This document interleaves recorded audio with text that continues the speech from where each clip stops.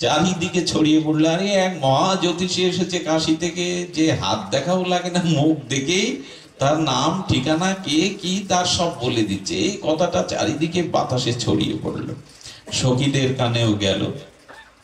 কোন কোন সখী এইটা জানতে জানতে জানতে জানতে ছড়াতে ছড়াতে দুয়ার পর্যন্ত পৌঁছে গেছে। গোবিন্দের লক্ষ্য তো মধ্যাহ্নে বেলা 12টার মধ্যে রাধারানীর বর্ষনার মন্দিরে প্রবেশ করতে হবে। যখন এই কথাটি ললিতা সখীর কানে গেল, আর ইনিয়ে বিনিয়ে সকলে বলছে, ললিতাজি, আরে এমন পণ্ডিত এমন জ্যোতিষী আমরা কোনোদিনই দেখিনি। আরে হস্তরেখা দেখার আগেই নাম ঠিকানা কার কি সমস্যা সব ভবিষ্যৎ দ্রষ্টা, পরম ভবিষ্যৎ দ্রষ্টা। ললিতা বলল, এমন জ্যোতিষী বর্ষণায় এসেছে, তাকে একটু একটু দেখতে হয়। ললিতা যেই সামনে গেছে, গোবিন্দ একটু সতর্ক হয়ে নিয়েছেন। সতর্ক হয়ে বলছে, তোমার নাম ললিতা, মূর্ছাতে তোমার বাড়ি না, তোমার আবির্ভাব মূর্ছা, তুমি ললিতা। যে এই যদি বলি দেখে ফেলেই বলে, ললিতা বিমোহিত হয়ে গেছে, আমার নাম জানে, আমার জন্মস্থান কোথায় তাও বলে দিল। হ্যাঁ, এমন জ্যোতিষী তো পাওয়া যায় না। আচ্ছা, আপনি হাত না দেখে বলে, হাত কি দেখবো, তোমার কপালের রেখা বলে দিচ্ছে তোমার নাম, তোমার ঠিকানা, তুমি কোথায় এসেছো, অনার্গল বলে যাচ্ছে। বিস্ময় প্রকাশ করে ললিতার মনে তখন চিন্তা এসেছে, আমাদের রাধারানী সবসময় বিষণ্ণ থাকে, বিরহে থাকে, কখন তার মনের কি ভাব, এই জ্যোতিষীকে নিয়ে যদি একটু দেখানো যেত, রাধারানীর কি শেষ হবে, তার মনের বিষণ্ণতা কি করে হবে। জ্যোতিষী, জ্যোতিষী তুমি আমার সাথে এসো। বললো কোথায়? বলো বর্ষনার মন্দিরে। বললো না না না, গোবিন্দের মনের ইচ্ছা প্রবল, বাইরে উনি মুখ বেঁকিয়ে বলছে, না না আমি ওদিকে যাব না, আমি কারো গৃহে এভাবে যাই না, এসেছি এখানে তোমাদের দেখে ভবিষ্যতের কিছু বলে দিই। আমি মনের ইচ্ছা প্রবল, কখন 12টা বাজলেই যেতেই হবে মন্দিরে, বর্ষনার মন্দিরে, কিন্তু বাইরে মুখ ফিরিয়ে দিচ্ছেন না। বললো না, শোনো শোনো, আরে রাধারানীর শ্রীহস্তরেখা তুমি দেখে যদি রাধারানীর এই বিষণ্ণতা দূর করতে পারো। আচ্ছা, ললিতা তখন মনে মনে বলছেন, ওনাকে দক্ষিণার কথাটা একটু লোভ দেখালে মনে হয় ভালো হয়। আরে তুমি কার কাছে যাচ্ছ জানো না? হ্যাঁ, রাধা রানী, তিনি তোমাকে মণিকাঞ্চন দিয়ে ভরিয়ে দেবে, চিন্তা নেই, তোমার মণিকাঞ্চন দিয়ে ভরিয়ে দেবে। বলে মণিকাঞ্চনের আমার প্রয়োজন নেই, কিন্তু বল চলো না। হ্যাঁ, বৃদ্ধ জ্যোতিষীকে সামনে রেখে ললিতা বলে, তখন ললিতার দিকে গোবিন্দ আবার একটু মোস্টস গুলো দেখছেন আর ফিরিয়ে নিচ্ছেন, বলে ললিতাই নিয়ে যাচ্ছে আমাকে পথ চিনিয়ে। হ্যাঁ, ললিতা বর্ষনার মন্দিরের দ্বারে এসে বলছে, কিরে তোরা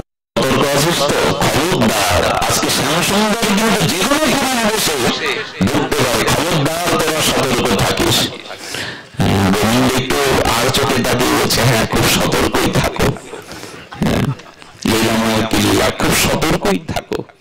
ললিতা বারবার একটা তোরণ পার হচ্ছে, আর একটা দুয়ার পার হচ্ছে, সবাইকে খুব, এখন গোবিন্দকে উনি তো পণ্ডিত বেশে, জ্যোতিষী বেশে গেছেন, শেষ দুয়ার স্তর যেখানে 3-4টে স্তর সখীদের, শেষ স্তরে বলছে, না না আপনার প্রবেশ অধিকার আজ আর নেই, আপনি ঢুকবেন না। কোনো পুরুষের আমাদের রাধারানীর প্রেমময়ীর মন্দিরে ঢোকার কোনো আদেশ নেই। উনি দাঁড়িয়ে গেছেন, বলেন সর্বনাশ, সেখান থেকে ফিরতে হবে না তো। ললিতা বলছে, আরে আরে, শ্যাম সুন্দরকে বাধা দেবে, ইনি তো পণ্ডিত, হ্যাঁ ইনি তো রাধারানীর হস্ত বিবেচনার জন্য, রেখার জন্য নিয়ে যাচ্ছে, একে কেন বাধা দিচ্ছিস? ললিতা বলছেন, আচ্ছা তোমাকে বাধা সবাই দেবে, আজ একটা নিষেধাজ্ঞা আছে, তবে তুমি আমার হাত ধরো। জ্যোতিষীকে বলছেন, তুমি আমার হাত ধরো। হাত ধরেই যখন নিয়ে যাচ্ছেন, তখন বলছেন, আচ্ছা সবই তো বললে। ললিতার মুখের দিকে তাকিয়ে জ্যোতিষী শেষবার আর একটা বান ছাড়লো, যে বানে ললিতা একেবারে কুপকার। বলছেন, তোমার উদ্বিগ্নতার কারণ আমি বুঝেছি, পুরুষ বেশে আর শ্যামসুন্দর এই মন্দিরে ঢুকতে চাই, এই তো তোমার মনের উদ্বিগ্নতা। বলে সর্বনাশ, এ তো তাও জানে, শেষ বানটাও ছেড়ে দিয়েছেন, বলে এটা তাও জানে, সর্বনাশ, কোথার জ্যোতিষী, ত্রিকালজ্ঞ, আমার মনের ভাব বর্তমানে তাও বলে দিচ্ছে। বলে উদ্বিগ্ন হয়েও না, তোমার উদ্বিগ্নতার কারণ আমি বুঝতে পেরেছি, পাহারা বসিয়েছো, শ্যামসুন্দর কি করে ঢুকবে তোমার এই পাহারা পেরিয়ে, তবে তোমার উদ্বিগ্নতার কারণ। বলে আমি জিতবো তো? হ্যাঁ, আমার তো ভয় হচ্ছে রাধারানীর চরণ ছেড়ে ওর চরণের দাস আমি জিতবো তো। বলে দেখো আগে কি হয়, সতর্ক থাকো, তবে সাবধানের মার নেই। গোবিন্দ হচ্ছে সাবধান থাকো, সাবধানের মার নেই। সর্বদা সাধককে সতর্ক থাকতে হবে, সাবধান থাকতে হবে। কি উপদেশ! রাধারানীর মন্দিরে ঢুকে ললিতা মন্দিরে প্রবেশ করিয়ে বললেন, আমি সখীদের আবার একটু বলে আসি, সতর্ক করে আসি। ললিতা ফিরে এসে দেখে রাধারানী স্বর্ণ সিংহাসনে আসীন প্রেমময়ী, চারিদিকে সখীবৃন্দ আছে, কেউ বিজন করছেন, সেবা করছেন, কেউ তাম্বুলের থালা নিয়ে, এই সেবাগুলি আমাদের। কেউ মালা হাতে নিয়ে রাধারানীর গলে পরিয়ে দিচ্ছেন, কেউ বিজন সেবা করছেন। তার মধ্যে ললিতা এসে দেখে জ্যোতিষী বসবে না বসবে না, রাধারানীর চরণের কাছেই বসেছে সিংহাসন নিচে। ওইটাই তো গোবিন্দের জায়গা, ওইটাই তো চাইছিলেন। রাধারানীর চরণে বসেছেন। চরণে বসার পর ললিতা বলল, দেখো তো আমাদের আমাদের ঠাকুরানীর, আমাদের মহারানীর মনটা বড় বিষণ্ণ থাকে। কেন এত বিষণ্ণতা? বিষণ্ণ দূর হবে দেখো তো কি করে। বললেন, দেখো এটা এখানে এখানে খুব গম্ভীর বিষয়, এখানে হাত না দেখে আমি বলতে পারবো না, বুঝতে পারছেন তো? এইখানে মুখ দেখে কপাল দেখে এখানে গম্ভীর বিষয়, এখানে হস্তরেখা বিবেচনার কথা আছে। তার মানে রাধারানী, আহারে শ্রী গোবিন্দের, হ্যাঁ, সে হস্ত দেখতে হবে। যে হাতটা রাধারানী হাতে নিয়েছেন, গোবিন্দের অঙ্গ প্রত্যঙ্গ কাঁপতে শুরু করেছে প্রেমে। এই হলো ভাবময়ী রাধারানী। কাঁপতে যখন শুরু করেছেন, গোবিন্দ আর কি করবে, রাধারানী যাতে বুঝতে পারে, তাই না? রাধারানী তো বুঝতে পারবে না, হাতটা একটু জোরে টিপে দিয়েছে। যেই টিপে দিয়ে ললিত বলছে, এই রাখো রাখো রাখো রাখো, তুমি কার হস্ত ধরেছো জানো? হ্যাঁ, গোবিন্দ চিন্তা করলেন, গলা ধাক্কা খেতে হবে না তো। রাধারানীর হাতে যদি কেউ হাতে টিপ দেয় ধরে, তো বলছে রাখো রাখো, তোমাকে যা ভেবেছিলাম তুমি তো নাও। আমাদের প্রেমময়ী সুন্দরী রাধারানীর হাতটা পেয়ে তুমি এইভাবে টিপ দিলে কেন? আমার চোখ এড়াতে পারবে না, আমি রাধারানীর অতন্দ্র প্রহরীর ন্যায় এড়াতে পারবে না। গোবিন্দ ধরা খায়, কিন্তু কি বলবে, আসলে তুমি তো জানো না, এই পাণ্ডিত্য জ্যোতিষশাস্ত্র পড়তে পড়তে এখন চোখের জ্যোতি কিছুটা কমে গেছে। আর তোমার এই রাধারানীর হাতের রেখাগুলো এত শুষ্ক, এত শুষ্ক, ঠিক দেখা যায় না। তাই এখানে একটু টিপ দিয়ে বড় করে শুষ্ক রেখাগুলো যাতে বড় দেখা যায়, তাই দেখছিল। বলো তাই বলো, নাহলে তো বিপদ ছিল তোমার, তুমি কার হাত ধরেছো জানো না। গোবিন্দ এইভাবেই রাধারানীর প্রেমময়ীর স্পর্শ পাওয়ার বড় লোভাতুর। আগেই বলেছি, এখানে মানসী বুদ্ধি করবেন না, রক্ত মাংসের বুদ্ধি করবেন না। এখানে সব প্রেম, অচিন্তনীয় অনির্বচনীয় প্রেমের রাজ্য। সঙ্গে সঙ্গে বলছেন, তা ভালো করে দেখো। দেখতে দেখতে গোবিন্দ আর কি সহ্য করতে পারেন, চুম্বন দিয়ে দিয়েছেন। ললিতা বলছে, কি হলো এটা? বলে, আরে তুমি তো বুঝতে পারছো না, আমার দৃষ্টিশক্তির প্রখরতা কমে গেছে, তাই এখানে এনে এই যে হাতটা এত লালিমায় ভরা, তাই একটু চুম্বন দিয়ে এখানটা পরিষ্কার করে নিলাম। এইবার দেখা যাচ্ছে সরল। আচ্ছা, দেখা যাচ্ছে কি সেটা তো বলবে। বলেন, তোমার ঠাকুরানীর, তোমার রাধারানীর মনের বিষণ্ণতার কারণ একজনই, তিনি হলেন ব্রজেন্দ্র নন্দন শ্যামসুন্দরের বিরহে তার মনের ব্যাকুলতা। ললিতা বলছে, ওরে বাবা, এই তো তাও জানে। বললেন, সমাধান করে দাও। তার মুখটা বিষণ্ণ দেখলে আমরা প্রাণে বাঁচি না, সমাধান করে দাও। আচ্ছা, বলো তো কি করে রাধারানীর মন প্রসাদনে হবে, প্রসন্ন হবে? তখন বলছে, প্রসাধন বা রাধারানীর বিরহ কাটবার জন্য যে জ্যোতিষী, সে বর্ষণায় প্রবেশ করেছে। বুঝতে পারছেন তো? বলি, তুমি দেখতে পাচ্ছ? বলে, হ্যাঁ, সে বর্ষণায় প্রবেশ করেছে। বলে, কোথায় সে বর্ষণায় প্রবেশ করেছে? কোথায় সে? ললিতাও সতর্ক হচ্ছেন। শ্যামসুন্দর একদিক দিয়ে যেমন রাধারানীকে আনন্দ দেওয়ার জন্য, আরেক দিকে তার প্রতিজ্ঞাও করা। বলছেন, সে প্রবেশ করেছে। বলে, কোথায় সে? বলো, কোথায়? তবে শুনবে, সে রাধারানীর মন্দিরেই প্রবেশ করেছে। বলে, মন্দিরে প্রবেশ করেছে? কোথায়? বলে, সে এখন রাধারানীর হাত ধরেই আছে। জয় রাধে, রাধারানীর হাত ধরেই আছে। যেই শুনেছে হাত ধরে আছে, ললিতা তাড়াতাড়ি পাগড়িটা তুলে দিকেই দেখে শ্যামসুন্দর জানে সমস্ত বাইরের পোশাকটা খুলে বলল, ললিতা তুমি পরাজিত হলে। ললিতা বলছে, অত সহজে পরাজিত? আচ্ছা, তোমাকে এর মধ্যে আনলো কে? তুমি তো জিতে গেছো বলছো, তোমার চরণেই আমার দাসিত্ব করতে হবে, তবে তোমাকে হাত ধরে কে মন্দিরে আনলো বলো? আরে আমি না আনলে কি তুমি আসতে পারতে শ্যামসুন্দর? আমি না আসলে তুমি এখানে, আমি না আনলে, আর তাই জিত আমারই, জয় আমারই। সখীবৃন্দের আনুগত্য ছাড়া রাধারানীর কাছে যাওয়া যাবে না। একটা মার্মিক কথা বলি, আপনাদের ভালো লাগছে পরিবেশটা? সারাদিন বসনা স্নাত দিন, এখন আকাশ নির্ঝুম হয়ে আছে, আপনাদের ভিতরে শ্রবণের আকাঙ্ক্ষাও চাতকের মতো, ওই কথা বলা যায়। দেখুন এখানে পুরুষ দেহ না কেন জানেন? এই জগতে কাম অভিশাপটা আসে নারী এবং পুরুষ এই ভেদ থাকলে। এই যে দুর্জয় কাম, অভিশপ্ত কাম, এটা কখন আসে জানেন?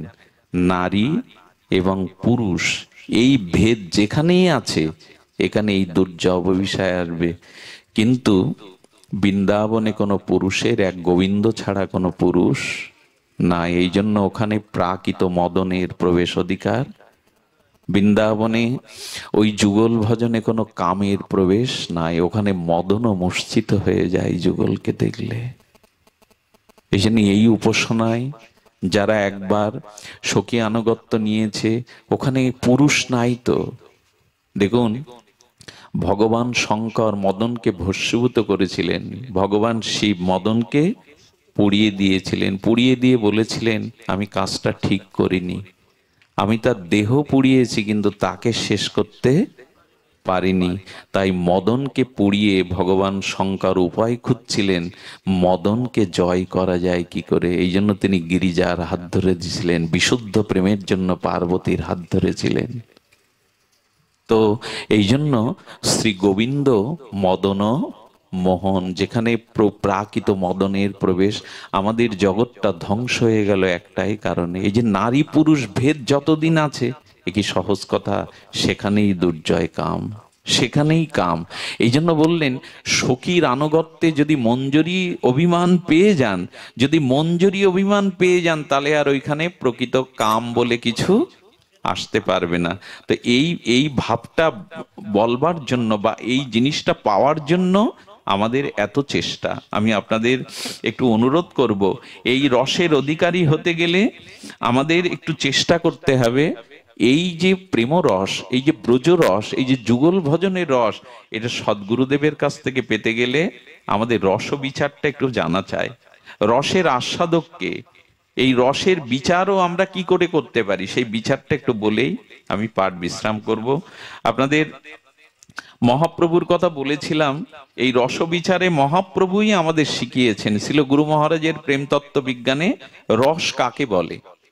এই যে শৃঙ্গার উন্নত উজ্জ্বল ব্রজরস, সখী আনুগত্য মঞ্জরি ভাব সাধনায় রাগানুগা পদ্ধতিতে যে ভজন, এটি রসের ভজন। রস কাকে বলে? রস হলো প্রাকৃত ধর্মাতীত অপার্থিব তত্ত্বের নাম রস। কি বলছেন?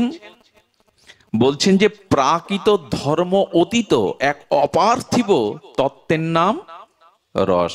এই রস, এটা পুরুষ দেহে হবে না, এই রস সখী আনুগত্য বিনা হবে না। আর এই রস পেতে গেলে আমি আগেই বলছি, বারবার বলছি, সখীর অনুগত হয়ে সখী রূপা মঞ্জরি স্বরূপা এই নিকুঞ্জ মন্দিরে যুগলের সেবা ভাব। বললেন কেমন হবে এটা? ব্যতীত ভাবনাবর্ত যস্য চমৎকার ভূ, রসের পরিচয় দিচ্ছেন, আমাদের রসশাস্ত্র পরিচয় দিচ্ছেন। ব্যতীত ভাবনাবর্ত রস চমৎকার ভূ হৃদি সত্যুজ্জ্বলে বাড়ং রসতে স্বরসমতা। রসাচার্যগণের, আচার্যগণের মত কি ব্যাপিত ভাবনাবর্ত রস চমৎকার ভূ। তার মানে আমাদের অনন্ত জন্মের হৃদয়ে যে ভাবনা আছে, প্রাকৃত ভাবনা, জড়ীয় ভাবনা, কামনা বাসনার ভাবনা, এই ভাবনার পথ যদি কেউ অতিক্রম করতে পারে সদ্গুরুর কৃপায়, ভজন মহিমায়, ব্রজকথা ব্রজলীলা শ্রবণের সাথে সাথে সাধুসঙ্গের কৃপায় যদি এই ভাবনার পথ অতিক্রম করতে পারেন, অনন্ত জন্মের কুসংস্কার কামনা বাসনার কলুষিত কামনার হৃদয়ের এই পথটা যদি অতিক্রম করতে পারেন, পথ অতিক্রম কেমন জানেন? আপনি এই গ্রাম থেকে যখন বেরোবেন বাড়ি থেকে, তখন বাড়ির পাশে ছোট ছোট রাস্তা, চারিদিকে ঘর, গলিটা ছোট, এই ছোট গলি পেরিয়ে গেলে দেখবেন গ্রামের কাঁচা রাস্তা, গ্রামের কাঁচা রাস্তা থেকে আরেকটু দূরে হেঁটে গেলে দেখবেন পাকা রাস্তা, পাকা রাস্তাটা আরো দূরে গেলে দেখবেন বিশ্ব রোড, কিন্তু গলিটা তো আগে পার হতে হবে। ঠিক তেমনি অনন্ত জন্মের যে দুর্ভাবনা কামনা বাসনা আমাদের চিত্তে সংস্কার হয়ে আছে, এই ভাবনা ব্যতীত হয়ে যদি সামনে এগোতে পারি, তবে সেটা গুরু কৃপা ছাড়া সম্ভব না।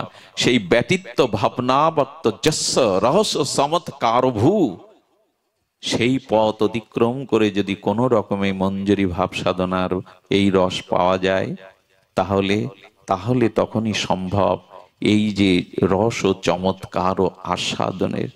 এইটি আমি যে রাধারানীর আবির্ভাব তিথিতে আপনাদের নিবেদন করব, এত করুণা রাধারানীর, এত কৃপা রাধারানীর। কেউ যদি রাধা নাম আশ্রয় করে, কেউ যদি রাধারানীর এই পরম উজ্জ্বল রসের একটু ছোঁয়া পায়, ছোঁয়া পাওয়ার দরকার নেই, যদি এই কথাগুলো কেউ শ্রদ্ধার সহিত শ্রবণের ভাগ্য পায়, আর রাধারানীর চরণে যদি তার কিঞ্চিত কিঞ্চিত একটু আগ্রহ জাগে, একটু আসক্তি জাগে, একটু তৃষ্ণা জাগে। তৃষ্ণা না লাগলে তো জলের খোঁজ নেয় না, ক্ষুধা না লাগলে তো অন্নের সন্ধান কেউ করে না। তো এই ভজনের ক্ষুধাটা জাগুক, এই ভজনের ক্ষুধা জাগলেই, এই ভজন কথা শ্রবণ করলেই কোনো না কোনো দিন হৃদয়ে রাধারানীর এই দাসত্ব, এই মঞ্জুরি ভাব সাধনার ভাব গুরু কৃপায় জাগতে পারে। এটা এটা জাগতে পারে, অসম্ভব প্রস্তাবনা বলে এখানে কিছু নেই, এটা জাগতে পারে। দেখুন, কংস একদিন, নারদ কংসের সামনে এসে বলছেন, ঘটনাটি বড় মার্মিক ঘটনা। কংস নারদকে দেখে বলছেন, দেবর্ষিপাদ, আচ্ছা কৃষ্ণকে মারবার জন্য এত অসুর পাঠালাম, সবগুলো মরে আমার কাছে আসে, ভূত প্রেত হয়ে আসে, কৃষ্ণের বিন্দুমাত্র কেশাগ্র ক্ষতি আমি করতে পারিনি, কেন বলতে পারেন? নারদ মনে মনে ভাবলো, কংসের একটু খেলা দেখানো যাক। বলে, তুমি জানো না কংস, তোমার তো ভোজরাজ, তোমার বুদ্ধি খাটো। আসলে শ্রীকৃষ্ণকে এই শক্তি কে দিয়েছে, সেই শক্তির উৎস তোমার জানা নেই। দেখো, আত্মা যতদিন দেহে আছে ততদিন দেহ মরবে না। তো শ্রীকৃষ্ণের আত্মা হলো রাধারানী, রাধারানীর কাছে যদি যেতে পারো, রাধারানীকে শেষ করতে পারো, তাহলে গোবিন্দ শেষ। বুঝতে পেরেছেন কোথায় পাঠাতে চাইছেন? কংসকে একবার চিন্তা করলেন, একটু খেলা দেখানো যাক। মানে আমি আপনাদের বলতে চাইছি, মা কালীকে যদি কেউ দর্শন করে, তার আর অমঙ্গল থাকবে? দুর্গা দেবীকে যদি কেউ দর্শন করে, তার দুর্গতি থাকবে? লক্ষ্মী দেবীকে দর্শন করলে তার অভাব থাকবে? মূর্খ যদি সরস্বতীর দেখা পায়, দেবী বাগ দেবী সরস্বতী, তার আর মূর্খতা থাকবে? তো যদি মূর্খ কালিদাস সরস্বতীর দর্শন পেয়ে মহাকবি হতে পারে, যদি ঐশ্বর্যহীন ব্যক্তি ঐশ্বর্য দেবী লক্ষ্মীকে দর্শন করলেই তার অভাব দূরীভূত হয়, যদি মা কালিকাকে দর্শন করলে তার অমঙ্গল দূর হয়, সমস্ত দুর্গতি নাশ হয় যদি দুর্গাকে দেখা মাত্র, তবে রাধারানীকে দেখা মাত্র তার প্রেম হয়ে যাবে বিনা সাধনায়। উনি প্রেমময়ী। দেখুন, এই জগতে কর্ম এসেছে, জ্ঞান এসেছে, এই জগতে কর্ম জ্ঞান অনেক কিছু এসেছে, ধর্ম এসেছে, কিন্তু জগতে সাক্ষাৎ প্রেম ইতিপূর্বে আসেনি। রাধারানী সেই প্রেমই, সাক্ষাৎ প্রেম, যাকে দর্শন করলেই প্রেম হয়, যাকে দর্শনের মাধ্যমেই প্রেম হয়। এই জন্য তো চিত্তে যুগল স্মরণ চায়, সাধন স্মরণ লীলা ইহাতে না করো হেলা। এই লীলা স্মরণ করুন মনে মনে, রাধারানীর চরণ চিন্তাটা মনে মনে করুন, একে হেলা করবেন না। এই স্মরণ যদি একবার আসে, তাহলে আপনি প্রেম পেয়ে গেলেন, বিনা সাধনায় প্রেম পেয়ে গেলেন। তো কংস চিন্তা করেছে, নারদ ঠিকই বলেছে, কৃষ্ণের এত বল হওয়া তো ঠিক নয়, তাকে এত বড় বড় অসুরগণও মারতে পারলো না। কংস বাতাসে উড়ে গিয়ে রাধারানীর বর্ষণার এরিয়ায় যেই পা দিয়েছে, সামনে রাধারানী বলছেন আজ একটা খেলা হবে ললিতা, এক কাজ কর, ওই যে কংস আসছে, যা গিয়ে বল আমাদের রাধারানীকে দেখতে গেলে একটু পবিত্র শুচি হয়ে আসতে হয়, যেন ওই সরোবরে একটু স্নান করে নেয়। রাধারানী সরোবরের দিকে একটু দৃষ্টি দিয়ে দিলেন, যেই কংস ডুব দিয়েছে সেই আর পুরুষ দেহ নেই, সেই কংসী হয়ে গেছে। কংস এখন সখী রূপ ধরেছে, আর কংসের কোনো ভাব। রাধারানীর কৃপা দৃষ্টি সরোবরে স্নান করার সাথে সাথে কংসের মতো এই মহা দানব কংসী হয়ে গেল, প্রকৃতি দেহে পেল, এবং তার ভিতরে যে আসরিক ভাবনা, এই ভাবনার পরিবর্তন হলো। রাধারানীর সামনে এসে দাসী রূপে বলছেন আমার কি সেবা গো। কংস বলছেন আমার কি সেবা গো। ললিতাকে বলছেন ওকে একটা সেবা দিয়ে দে। ললিতা বলছে দেখো সব সেবার দাসী আছে, কিন্তু ওই গোয়ালের গোবরগুলো পরিষ্কার করার কোনো সখী আমাদের মাঝে নেই, যাও তুমি ওই কাজটা করো। 6 মাস ধরে কংস সেই দাসী রূপে গোয়ালের গোবরগুলো পরিষ্কার করতে লাগলো। 6 মাস কংসের মধ্যে অসুরত্ব থাকলো না। একদিন শ্যামসুন্দর এসে বলছে রাধে, কংসকে যদি এভাবেই রাখো আমার লীলা তো হবে না, আমি তো লীলার জন্য এসেছি, কংস বধের জন্য এসেছি, ওকে ফিরিয়ে দাও।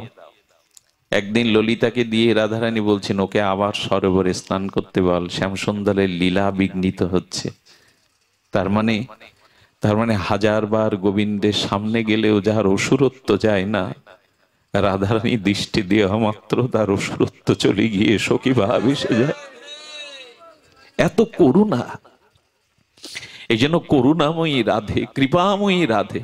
বৃন্দাবনে সকলে এই মন্ত্রই বলে, রাধে শ্যাম মিলাদে। হে রাধে, কোটি কল্পকাল শ্যাম মিলাতে পারবো না, রাধে শ্যাম মিলাদে, এইটাই মন্ত্র। এজন্য গোস্বামী পাদরা রাধারানীর চরণকে আশ্রয় করে আছে। রাধারানীর করুণা কৃপা কটাক্ষ দৃষ্টি যার দিকে বিনা সাধনায় তিনি প্রেম পেয়ে গেছেন, এত করুণাময়ী তিনি। তার করুণার কথা কি বলবো, তার সামনে যেই এসে উপস্থিত হয়েছে সঙ্গে সঙ্গে তিনি প্রেম পেয়েছেন। বহুবার বলেছি, এক পাঞ্জাবি শিল্পপতি ভদ্রলোক বিয়ে করেছিলেন অতীব যুবতী সুন্দরীকে। 1 বছরের মাথায় আত্মহত্যা করে তার স্ত্রী। উনি উন্মাদগ্রস্ত হয়ে প্রথমে শৃঙ্খলিত হয়ে থাকলেন, কিন্তু উন্মাদ হয়ে গেলে তো আর শৃঙ্খলবদ্ধ রাখা যায় না, বাড়ির লোক ছেড়ে দিলেন। পূর্বজন্মের কোনো সুকৃতে ঘুরতে ঘুরতে উনি বর্ষণায় এলেন। বর্ষণা এক ব্রজবাসীর দুয়ারে উনি ঘুমিয়েছেন, আর রাত্রে উন্মাদ দশা হয়ে বারবার বলছে কিশোরী তুমি কোথায়, কিশোরী তুমি কোথায়। মানে ওনার স্ত্রীর নাম ছিল কিশোরী। উন্মাদের মতো অনেকেই স্ত্রী হারা হলে উন্মাদ হয়, সেই উন্মাদ পাগলপাড়া স্ত্রী হারা এই ব্যক্তিটি রাত দুপুরে বর্ষণার কোন ব্রজবাসীর অলিন্দে বারান্দায় শুয়ে চিৎকার করছে কিশোরী তুমি কোথায়। রাধারানী নিত্য অভিসারিকা হয়ে অভিসারে চলেছিলেন। মধ্যরাত্রে রাধারানী থেমে দাঁড়ালেন। ললিতা বলছে রাধে থামলি যে? বললেন শুনতে পাচ্ছিস ললিতা, কে যেন ডাকছে কাতর আহ্বানে, কিশোরী তুমি কোথায়, কিশোরী তুমি কোথায়। ললিতা বলছো যা, তোর মাথা খারাপ হয়ে গেল? আরে ও একটা উন্মাদ পাগল যুবক, ওর স্ত্রী হারিয়ে ও পাগল পাড়া হয়ে মধ্যরাত্রে ও বিলাপ বকছে, ওর স্ত্রীর নাম কিশোরী। রাধারানী বললেন ও কাকে ডাকছে জানি না, কিন্তু আমার নাম তো কিশোরী। শ্রীজির আর এক নাম কিশোরী, কিশোরী মণি, আমার নাম তো কিশোরী। আমার মনে হচ্ছে ও আমায় ডাকছে। রাধারানী জানে না ও কাকে ডাকছে, শুধু নামটা নিয়েছে, হা কিশোরী। হার মধ্যে একটা আত্মী বাচক আছে, একটা বিরহ আছে, বিরহ জাগিয়ে হা কিশোরী। ললিতা বলছে রাধে তুই এটা কি বলছিস? আরে ও উন্মাদগ্রস্ত একটা যুবক, স্ত্রী হারা হয়ে পাগলের মতো প্রলাপ বকছে।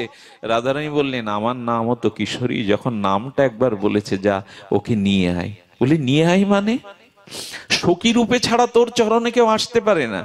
রাধারানী বললেন আমার চরণের ধুলিটা নিয়ে যা, ওর মস্তকে এক বিন্দু ধুলি দিলে এই দেহ ত্যাগ করে ও সখী রূপ পেয়ে যাবে। যা ওকে নিয়ে আয় আমার কাছে, সখী রূপ পেয়ে যাবে।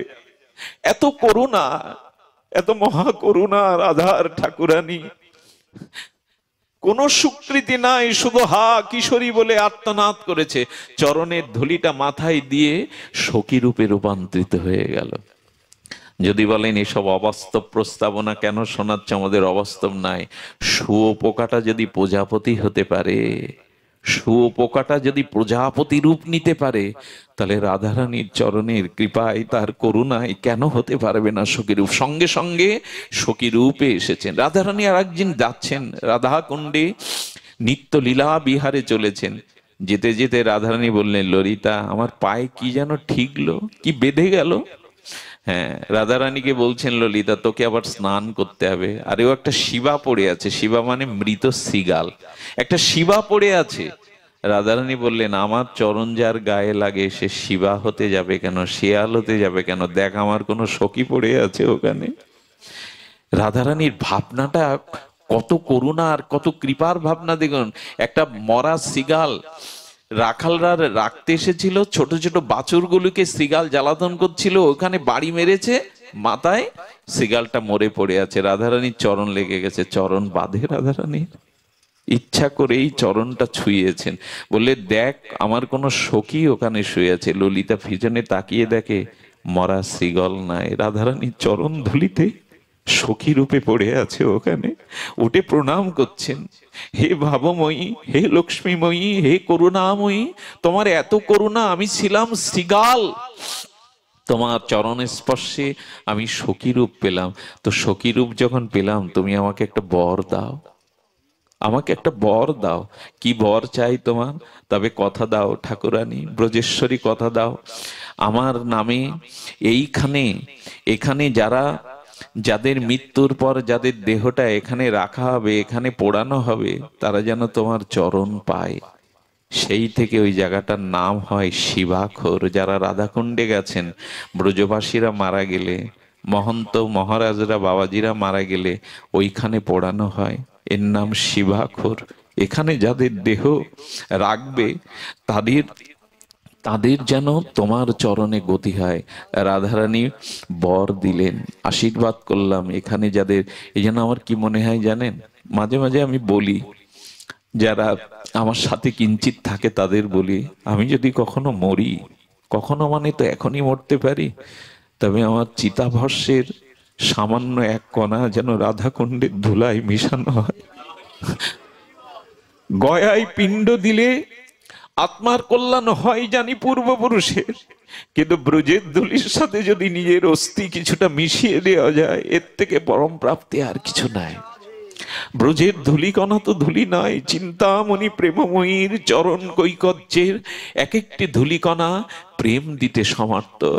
ধুলি নয়, ধুলি নয়, গোপী পদরেণু, গোপীর পদরেণু। এই জন্য রাধারানীর করুণা বড় অপার করুণাময়ী তিনি, অপার করুণাময়ী তিনি। তার কৃপা করানো, তার কৃপা কটাক্ষ করুণা কানা, তিনি রাধা কুণ্ডে সরস্বতী তরল রূপে এখনো আছেন। রাধা কুণ্ডে যে করে একবার স্নান, রাধা সমপ্রেম কৃষ্ণ তারে করে দান। রাধা কুণ্ডে যে একবার স্নান করে, রাধা সমপ্রেম কৃষ্ণ তাকে দান করেন, একবার যিনি স্নান করেন। এই জন্য সকলে এই রাধাষ্টমীর পূত আবির্ভাব তিথিতে, প্রকট তিথিতে প্রার্থনা করবেন, হে রাধারানী, হে করুণাময়ী, আমি সুকৃতিহীন, আমার কোনো সুকৃতি নাই, ভজন নাই, তবে জীবনে একবার যেন ব্রজ দর্শন হয়, একবার যেন রাধা কুণ্ডে স্নান হয়, একবার যেন ব্রজ ধুলি মেখে নিজের অঙ্গকে শীতল করতে পারি। হে প্রেমময়ী তুমি করুণা করো। দেখুন, দেখুন, একদিনও যার ব্রজে বাস হয় তার প্রেম ভক্তি হয়, একদিনও যার ব্রজে বাস হয় তার প্রেম ভক্তি হয়।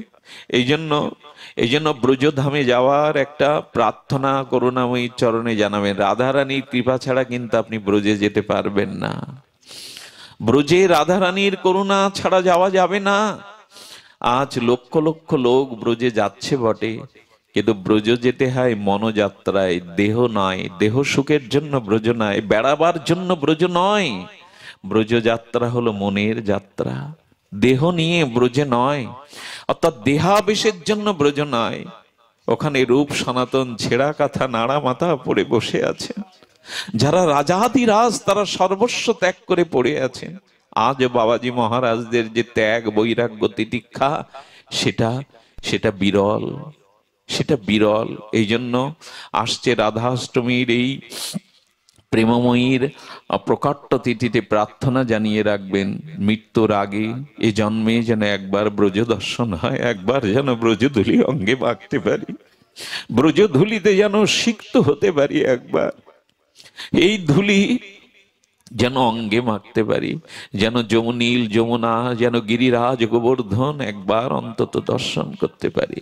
দেখুন রাধারানী বলেছিলেন, শ্যামসুন্দর আমি ব্রজে যেতে পারি, যদি যমুনা থাকে, যদি গিরিরাজ থাকে, যদি নিকুঞ্জ থাকে, তবে আমি ব্রজে যেতে পারি।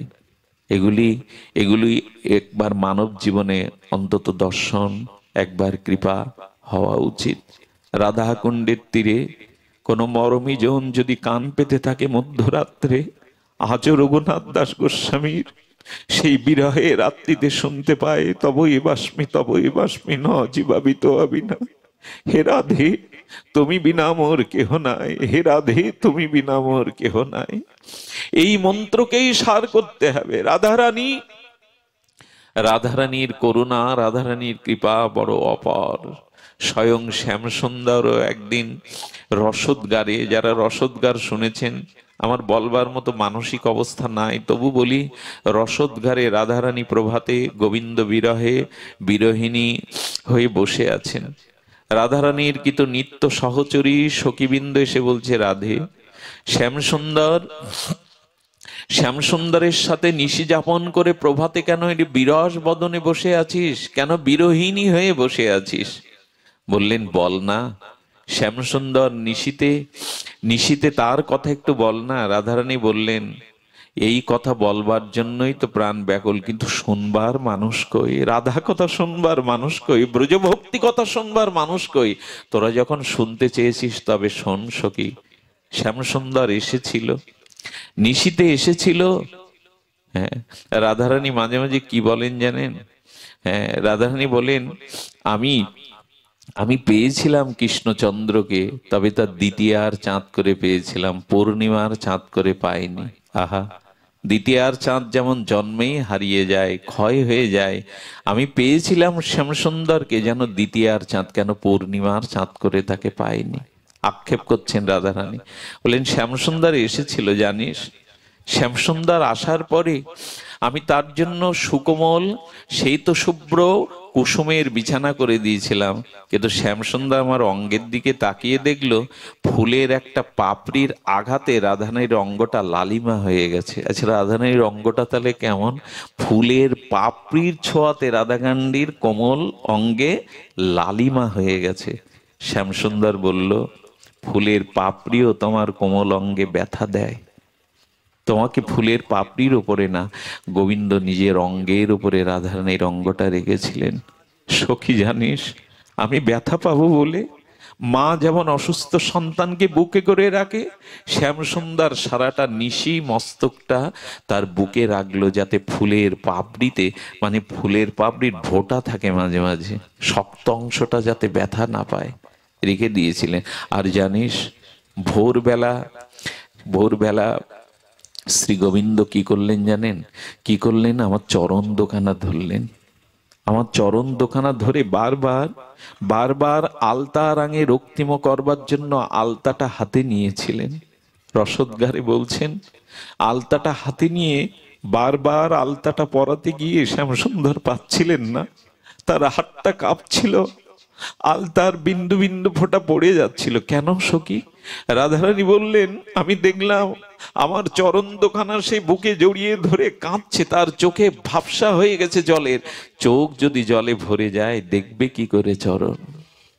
যে চরণ গোবিন্দ বুকে নিয়ে, হ্যাঁ, জয়দেব লিখে গেছেন, ভক্তকবি জয়দেব গীত গোবিন্দ লিখে গেছেন, রাধারানীর চরণটা বুকে নিয়ে গোবিন্দ বলছেন এই মন্ত্র, হে রাধে তমসীমম জীবনম, তমসীমম ভূষণম, তমসী জলৌদি ভগ্নাম, সরখর মণ্ডলাং দেহি পদপুল্লল, দেহি পদ মুদরম।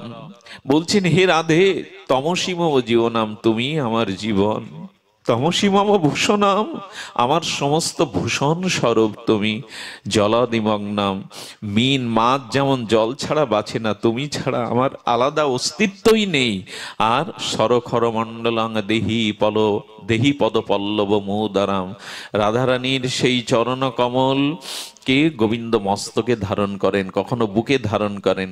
সেই আলতা পরাতে গিয়ে বারবার চোখের জলে আর প্রেমের বিকারে যখন পড়াতে না পেরে গোবিন্দ আমার চরণে নিজের নাম লিখে দিলেন শ্যাম।